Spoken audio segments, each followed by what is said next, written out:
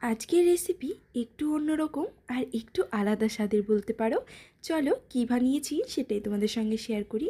আজ বানিয়েছি ছোলার ডালের কোপ্তা। যারা ছোলার ডাল খেতে ভালোবাসো না তারা অবশ্যই একবার বাড়িতে কিন্তু এই রেসিপিটা ট্রাই করে দেখো। এত ভালো খেতে হয় যে বারবার খেতে ইচ্ছা করবে। আগের দিন রাতের বেলা ছোলার ডালগুলোকে ভালো করে ধুয়ে জল দিয়ে ভিজিয়ে রেখেছিলাম। সকালবেলা আবারও জল পাল্টে পাল্টে বেশ কয়েকবার ধুয়ে তার মধ্যে দিয়ে দিলাম কয়েকটা কাঁচা লঙ্কা আর এক টুকরো আদা দিয়ে মিহি একটা পেস্ট করে নিয়েছি। সেটাই এবার একটু রান্না করে নেব। কড়া বসিয়ে দিয়ে খুব ভালো করে গরম করে নিয়ে তাতে দিয়ে দিলাম সর্ষের তেল। তেলটা গরম হতেই দিয়ে দিলাম পাঁচফোড়ন দিয়ে ফুটে উঠতেই দিয়ে দিলাম ডালটা। এবার এটাকে খুব ভালো করে কষিয়ে নিতে হবে। এরই মাঝখানে এতে দিয়ে দিতে হবে পরিমাণ মতো নুন আর একটু হলুদ গুঁড়ো দিয়ে অনবরত নাড়তে হবে, যাতে কড়াইতে লেগে গেলেও এটা আবার উঠে যায়। এই রকম যখন হয়ে যাবে কড়াই থেকে একদম ছাড়া ছাড়া অবস্থা, তখন ভাববে এটা খুব ভালোভাবে রান্না হয়ে গেছে। এবার চলো বাকিটা করা যাক। একটা প্লেটে একটু তেল দিয়ে ভালো করে মাখিয়ে নিচ্ছি যাতে নিচে লেগে না যায়। এবার এই যে মিশ্রণটা বানালাম সেই মিশ্রণটা তুলে নিয়ে গরম গরমই হাত দিয়ে একটু মেখে নিতে হবে। একটু ভালো করে মেখে নিয়ে এগুলোকে গোল গোল শেপে দিয়ে দিতে হবে। চাইলে তোমরা চৌকো শেপও দিতে পারো, তবে যেহেতু কোপ্তা বানাবো সেই জন্য কিন্তু এটা গোল গোল শেপেই বেশি ভালো হবে।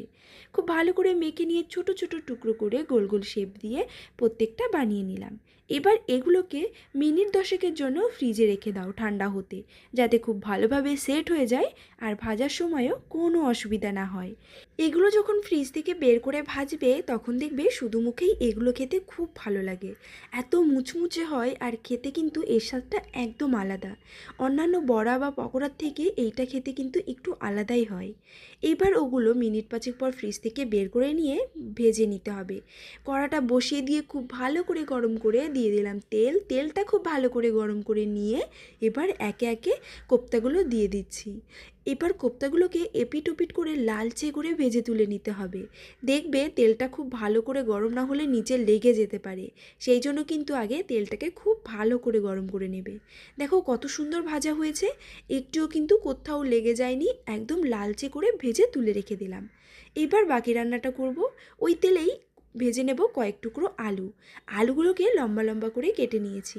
ঢাকা দিয়ে দিয়ে আলুগুলোকে একটু ভেজে নিতে হবে লালচে করে, যাতে এখানেই 50% কুক হয়ে যায়।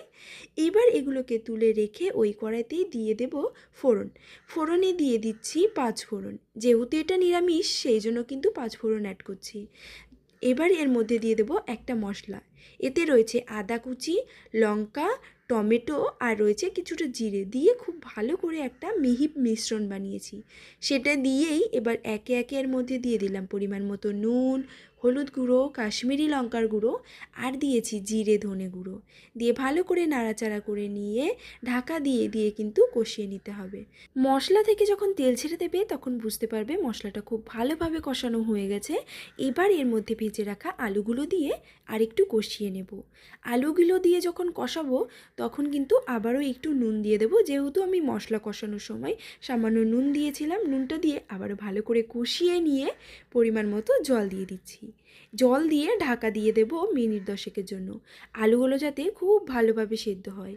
আর হ্যাঁ, এই যে আলুগুলো যখন কষাচ্ছি তখন কিন্তু এই বড়াগুলো বা কোপ্তাগুলো একদম দেবে না, তাহলে কিন্তু ভেঙে যাবে। সব আলু সেদ্ধ হয়ে যাবে, জলটা শুকিয়ে ঝোলটাও কমে আসবে।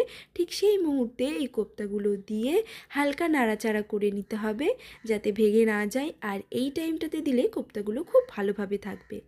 এবার নামানোর কিছুক্ষণ আগে একটু ধনেপাতা আর ঘি ছড়িয়ে নামিয়ে নাও। আমি যেহেতু ঘি খাবো না সেই জন্য আমি শুধু ধনেপাতা ছড়িয়ে দিয়েছি, তবে এর মধ্যে হালকা একটু ঘি দিলে কিন্তু এর ফ্লেভারটা খুব ভালো লাগে। তো আজকের রেসিপি এই পর্যন্তই।